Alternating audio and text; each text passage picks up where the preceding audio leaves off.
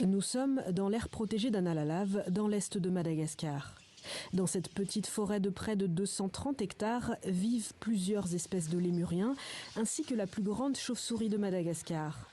Gervais est botaniste. Pour lui, il est important de protéger cette forêt qui abrite une dizaine d'espèces de plantes qu'on ne trouve qu'ici. Les lémuriens, les chauves-souris, ces animaux ne peuvent vivre que dans la forêt. C'est là où ils mangent, c'est là où ils vivent, où ils dorment. Quand la forêt est détruite, ils n'ont plus de maison et ils meurent. C'est pareil pour les plantes, que les villageois utilisent comme plantes médicinales. Elles meurent aussi. Là, regardez, il y a un lémurien à front blanc. Là-haut. Rémi Razak est garde forestier depuis la création de cette aire protégée il y a 16 ans.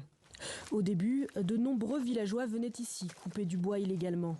Mais Rémi a beaucoup discuté avec la population de l'importance de la protection de la forêt. Avant, quand on attrapait quelqu'un en train de couper un arbre, on l'obligeait à en replanter 10, 20 même.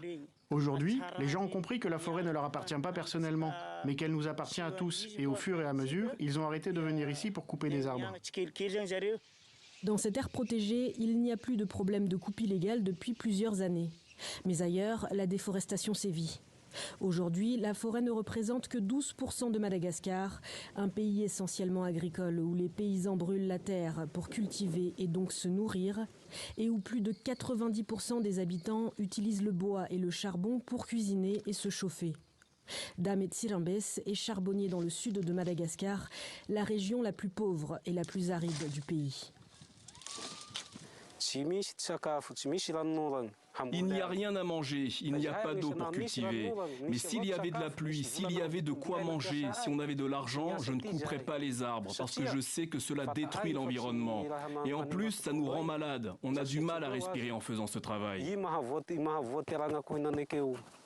Pour le ministère de l'Environnement, difficile de lutter contre la déforestation si on ne lutte pas également contre la pauvreté. Les gens viennent détruire les forêts puisqu'ils n'ont pas de quoi vivre où ils sont. Donc on ne peut plus se contenter de dire « arrêtez de couper les arbres ».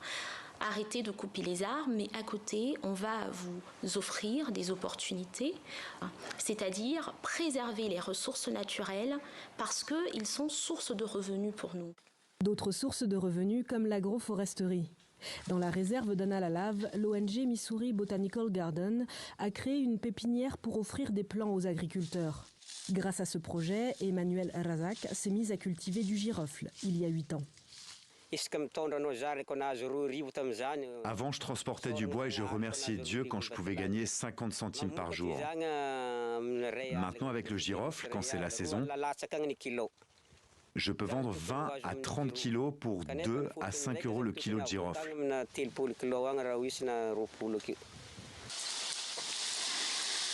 Les paysans reçoivent aussi des plants d'arbres à croissance rapide comme l'eucalyptus qui pourront être coupés pour produire du charbon en dehors des aires protégées.